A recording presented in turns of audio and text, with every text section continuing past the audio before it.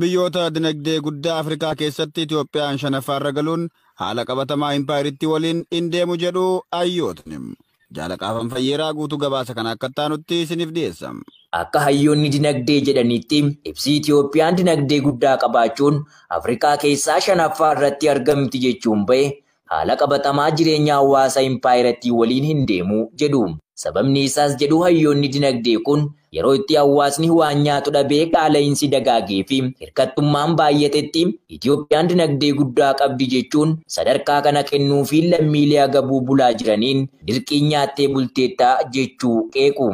Hojiin dinagdee kun haala qabatamaa rakkoo hawaasni keessa jiru hin agarsiisu jechuun adeemsa ittiin guddinni dhaabbilee maallaqaa hojjetamu kan qeeqan hayyoonni dinagdee maqaan isaanii akka dha'amuu hin barbaanne herregni akkasii dhugaa jiru hin mul'isu jedhan. Hayyuun dinagdee Oromoo Profeesar Muhammad Jabal abbaa xaayiroo gaaffii Itoophiyaan dinagdee guddaa qabaachuun shanaffaarra galte jedhamee dhiyaateef yoo deebisan ibsi kun guddina sirrii hin agarsiisu jechuun deebisan. Itti dabaluunis guddinni miidiyaaleen bilchiginnaa walharkaa fuudhanii afarsan kan hojjetamu wanta impaayiriitti keessatti oomishame gatii gabaatiin shallaganii booda doolaara Ameerikaatti jijjiiruu jechuudha kan jedhan Profeesar Muhammad wayita gatiin meeshaa fi tajaajilaa qaala'u noominaal GDP'n ni guddataa jedhan. Garuu oomishatu guddate jechuu miti jechuun oomishni impaayiriitti gadaanaa ta'uu akkaataa hojii isaan wal bira qabanii ibsan.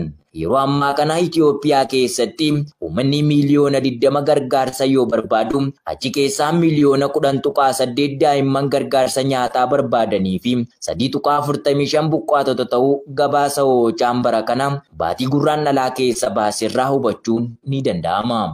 Baashaggar Roona Dugdaa bulchiinsa magaalaa Maqii keessatti qonnaan bultoonni leenjii milishummaaf humnaan guuraman hiraarfamaa jiraachuu maddeen har'aata biyyoolessa Oromiyaatti himan. Jaaliraan Gameessaa waan qindeeffatte qabdi.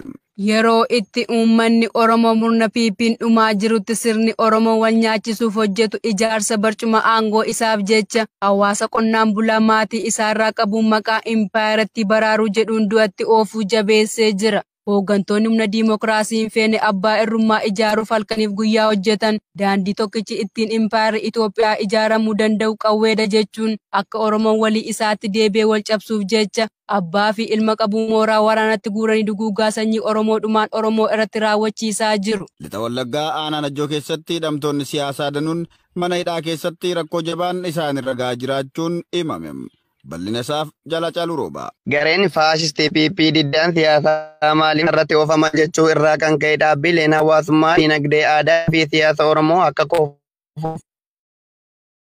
Oromoo irratti rakkoolee ulfaataa dalaguu jabeessanii jiru. Siyaasa walxaxaa fi jabaataa dhufeen impaayirri Itoophiyaa raafama guddaa keessa seenuun maqaa qaamolee siyaasaa walabummaa Oromoof falman jaarmiyaa ABO WBO waliin hidhata qabdu jedhuun jiraattota hirmaannaa siyaasaa kamirraa walaba ta'an hidhuun hiraarsuu irratti argamu. Akka kanaanis hacuuccaa fi cunqursaan hidhamtoota lixa Wallaggaa aanaa Najjoo irratti taasifamaa jiru jabaachuun namoonni dhibee sammuu dhukkubsatan illee mana hidhaa Onichaa keessatti maqaa WBO'n yakkamanii dararamaa akka jiran ONM odeeffateera. Fedhiin sirna bilisiginnaa kan hin guunne ajjeesee hidhee saamee fi manneen mancaasee ilmaan Oromootti boqochuu dadhabuun yeroo ammaa ammoo namoota saalaan osoo hin fo'in daa'immanii qabee hiraarsaa akka jirus dabaluun himaniiru. Lixa Shaggar aanaa Tokkee Kuttaa'etti maqaa waraana bilisummaa Oromoo waliin qunnamtii qabdu jedhuun jumulaan hidhuu ammeessan. Nasabaa dabalata qabam. Murni waraana bilisummaa Oromoo ofirratti sodaachuun uummata hiraarsaa ooluu biltsiginnaan Oromiyaa godinoota hedduu keessatti hidhaa saamichaa fi ajjeechaa jumlaa akka furmaatatti qabatee raawwachaa jira. Haaluma kanaan lixa Shaggar aanaa Tokkee Kuttaa'ee waajjira poolisii magaalaa Gudariitti kanneen yeroo dheeraa fi gaafii malee hidhamanii jiranii fi torbee kana keessa hidhamaa jiran kan maqaa arganne muraasni Baqqalaa Araarsaa, Baqqalaa Magarsaa, Aadde Guddisee, Gaaddisaa Lammii, Gurmeessaa Milkeessaa, Dhaabbataa Lataa, Aadde Tolashii, Shifarraa Ayyalaa, Guddisaa Badhaadhaa, Tsaggaayee Tarreessaa, Iddoosaa Jigsaa, Alamuu, Guddisaa Diroo, Guutamaa, Mokonnon Eebbisaa fi Aadde Xajjituu kan jedhaman maqaa waraana bilisummaa Oromoo deeggartan jedhuun hidhanii dararaa jiraachuu ibsan. Akka araatni biyyoolessa Oromiyaa poolisii akka maqaan isaa dha'amuu hin feene tokkorraa odeeffatetti sodaa WBO irraa sirnichi qabuuf malee namoonni kun badii tokkollee qabaatanii miti jechuun ONM'if ibsee jira. Garooduu keenya biyya alaarraa argannetti yeroo dabarru Israa'el Filisteemota 274tti lakkaa'aman ajjeeste namoota Hamaas butee 4 baafatte. Dabalata qabnam. Erga haleellaa tasaa humnoonni Israa'el raawwatanii fi qondaaltonni Filisxeem uummata 100 lakkaa'aman ajjeese jedhanii booda kanneen Hamaasiin butaman 4 maatiitti makamaniiru. Yeroo xumuramutti namoonni Israa'el booji'aman 4 lubbuun jiranii fi irra caalaan isaanii yoo xiqqaate qaamaan osoo hin miidhamin gara manaatti kan fidaman yoo ta'u, yoo xiqqaate lammiileen Faalistiin 274 fi komaandoonni Israa'el tokko ajjeefamaniiru. Namoonni umuriin isaanii waggaa 22, 26, 27 fi 41 ta'e kunneen onkololeessa 7 bara 2023 guyyaa Hamaas haleellaa tasaa Israa'el irratti raawwate kanneen butaman keessaati. Loltoonni Israa'el naannawaa Buseeriyaat jedhamutti humna qilleensaa isaaniin deeggaramuun humnoota Hamaas waliin waraana hamaa gaggeessanii ture. Humni waraanaa Israa'el duula waraanaa kana akka walxaxaa fi ammaataa jechuun ibseera.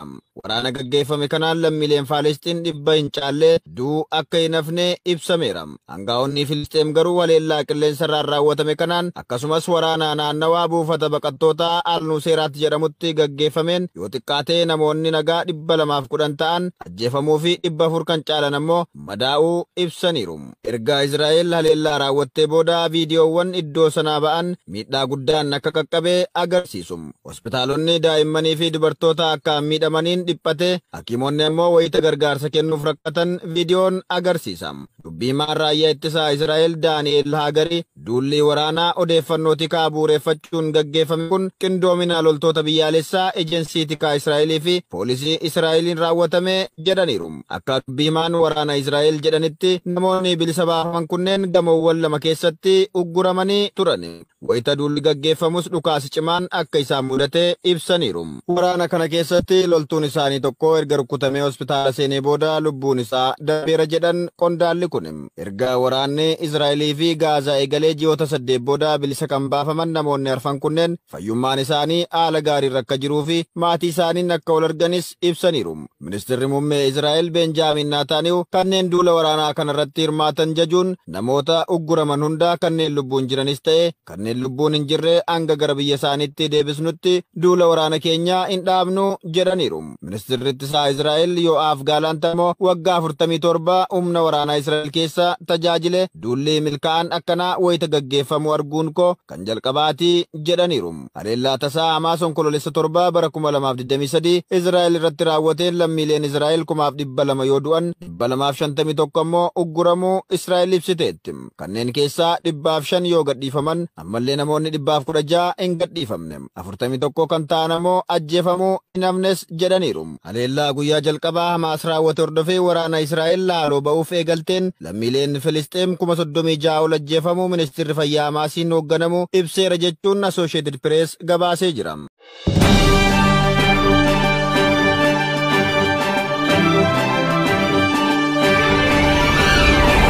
Abdii Baqqalaan jedhe rakkoo nageenyaatu jira jedhu rakkoo nageenyaa akkamii jira waan bitan qabsin. rakkoo nageenyaa baay'ee qabna. Ayyee rakkoon kun maalimee keessatti waan torbanoota na keessatti ta'ee dhiyooti waan ta'e yoo jiraate irraa nu dubbachuu dandeessu. Kaleessa galgala sa'aatii 11tti lubbuun isaa marfee qorataataan nu jalaa duutee jira. Eenyu gocha kana kan raawwate kan ajjeese ee'uudha. Waraana mootummaati. Maal goote mucaan kun maaliif ajjeesani? Utuu isheen horii ooftee galaa jirtu eessaa galta jedhanii rasaasaan rukutanii mucaa abbaa ishee immoo rasaasaan akkasuma abbaa ishee illee ajjeesanii abbaan ishee har'aa awwooftee awwaalcha isaatii gaggeeffame abbaan mucaa tokko immoo nu jalaa madeessanii ammallee mana yaalaa jirti. Isaanii abbaa fi intalli waluma duukaa awwaalamanii? Abbaa mucaa wal faana rasaasaan naan. Intalli kun maqaan ishee eenyu? Boontuu jedhamti. Abbaanoo? Aayiluu Kidilaa jedhama. Ayyee gaamee rakkoo kanaan wal fakkaatu wani naannoo sanatti irra deddeebiin akka ta'etu nutti himama kan biraa waan nu dubbattu yoo qabaate. Manni namaa saamamaa jira. Manni namaa gubachaa jira kan gubaalee kanaafiyyuu abaa'uma faana baaneellee cina hiriirree ofirraa rakkoo kana dhaabuu fi ol tumsinee kaanee jirra. Ayyee amma gaa kan jirtu intalaa fi abbaa wal duukaa akka awwaalannuu kaasee jirta. Meegaa waan kun maali? Hawaasni naannoo sanaa miira hawaasichaa akkaataa akkamirra jiru hawaasni kun? Hawaasni jira inni kaan mana buqqifamee deemu jira inni kaan horii horsiisee badaa jira inni kaan qe'ee biqilaa. Maalirraa madda rakkoon kun maali? Maal beeffachuu rukutan waan beektu qabdaa. Ijoolleen kunis abbaanis maal taanaani maal sababni isaa rukutanii. Nageenya soqatan ramata gabaa wanta godhe tokko hin qabu. Naannoo sana mee haaluma kanaan kan wal fakkaatu waan beektu qabdaa manni gubate yookaan kan saamame maqaa isaaniillee yoo beekte akkasuma mana hidhaattillee kan darbamanii jiran yoo jiraate nuuf kaasi. Eeyyee jaartii tokko luuccee olaanaa kan isheen jedhamtu